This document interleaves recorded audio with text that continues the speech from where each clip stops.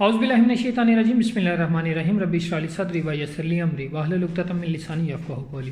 حال ہی میں علامہ یاسین قادری صاحب کا ایک بیان وائرل ہوا جو کہ اویس ربانی صاحب کے پروگرام میں اور مولانا میں گفتگو کر رہے تھے، ایک مناظرہ ٹائپ یا ڈسکشن ٹائپ یا جو بھی بحث ٹائپ جو بھی تھا اس کو آپ سمجھ لیں۔ دو افراد بحث کر رہے تھے تو اس دوران یاسین قادری صاحب نے کچھ الفاظ کہے جس کی وجہ سے سوشل میڈیا پر فرقہ واریت کا ایک بھونچال کھڑا ہوا ہے جو کہ شاید نہیں ہونا چاہیے تھا۔ اویس ربانی صاحب کا جو پروگرام ہے وہ چند لوگ نہیں دیکھتے بلکہ ہزاروں لوگ لاکھوں لوگ دیکھتے ہیں، اور اس بنیاد پر اویس ربانی صاحب کی یہ ذمہ داری ہے کہ وہ اس طرح کے موضوع زیر بحث لائیں کہ جن کی وجہ سے فرقہ واریت کو ہوا نہ ملے، اور اب اس کا کیا نتیجہ ہوگا یہ خدا جانتا ہے، لیکن فی الحال تو یہ ایک بہت عجیب اور گمبھیر مسئلہ بنا ہوا ہے۔ اب دوسری طرف اس پروگرام کو دیکھیں تو جو مد مقابل تھے وہ کچھ اور ثابت کرنا چاہ رہے تھے، یاسین قادری صاحب کچھ اور ثابت کرنا چاہ رہے تھے، اور یہ ایک عجیب منطق ہے کہ ابھی تک ہم صرف اور صرف فضیلت ہی ثابت کرنے میں کیوں لگے ہوئے ہیں۔ آیا کہ فضیلت علی یا فضیلت ابو بکر ثابت کرنے سے ہم کامیاب ہو جائیں گے؟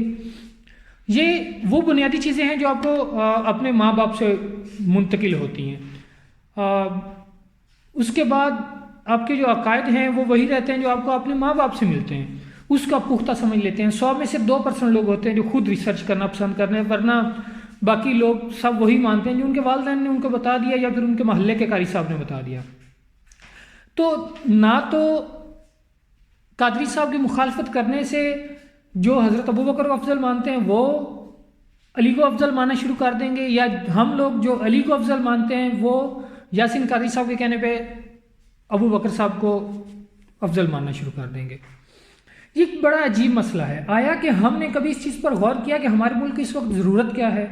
ہمارے ملک کو اس وقت فرقہ واریت کی نہیں بلکہ ہمارے ملک کو اس وقت ایک بہتر معیشت کی ضرورت ہے، ہمارے ملک کو اس وقت ایک بہترین سیاست کی ضرورت ہے، ہمارے ملک کو اس وقت انصاف کی ضرورت ہے، غربت ختم کرنے کی ضرورت ہے۔ ایک طرف حکومت ٹیکسز پہ ٹیکسز لگائی جا رہی ہے، اب پچھلے دنوں انہوں نے سولر پر ٹیکس لگا دیا، سولر جو کہ آپ خود انویسٹمنٹ کر رہے ہیں حکومت کی مدد کرنے کے لیے، اس میں ٹیکس ہے یار۔ آپ اس چیز کو زیر بحث نہیں لا رہے، اس پر حکومت کو نہیں جھنجھوڑ رہے، اس پر آپ احتجاج نہیں کر رہے۔ احتجاج کس پر کر رہے ہیں کہ جو 1400 سال سے مسئلہ حل نہیں ہوا آپ اس کو حل کرنے کی کوشش کر رہے ہیں، جو کہ حل نہیں ہونے والا، جو جس کو مانتا ہے اس نے اسی کو ماننا ہے۔ لیکن جو مسئلہ قابل حل ہے، جو ہم حل کر سکتے ہیں وہ یہ ہے کہ ٹیکس کیوں لگا، وہ مسئلہ یہ ہے کہ مہنگائی کیوں ہو رہی ہے، وہ مسئلہ یہ ہے کہ ہماری پولیٹیکل پولرائزیشن کیوں ہو رہی ہے، وہ مسئلہ یہ ہے کہ ریلیجیس پولرائزیشن کیوں ہو رہی ہے۔ یہ مسائل ہیں جو حل ہو سکتے ہیں۔ یہ مسائل بالکل حل نہیں ہو سکتے کہ کون کس کو افضل مانتا ہے اور کون کس کو افضل نہیں مانتا۔ اگر ہم انہی بحث اور انہی جھگڑوں میں الجھے رہیں گے تو ہم کب ترقی کریں گے؟ ہمارے ملک نے کیا ایجادات کی؟ ہمارے ملک نے آج تک کس چیز میں نام کمایا؟ ہم نے کون سی ٹیکنالوجی متعارف کروا دی؟ ہماری اپنی پروڈکشن کتنی ہے؟ ہماری ایکسپورٹ کتنی ہے؟ امپورٹ پہ تو آئیں تو سبحان اللہ لائن لگی ہوئی ہے۔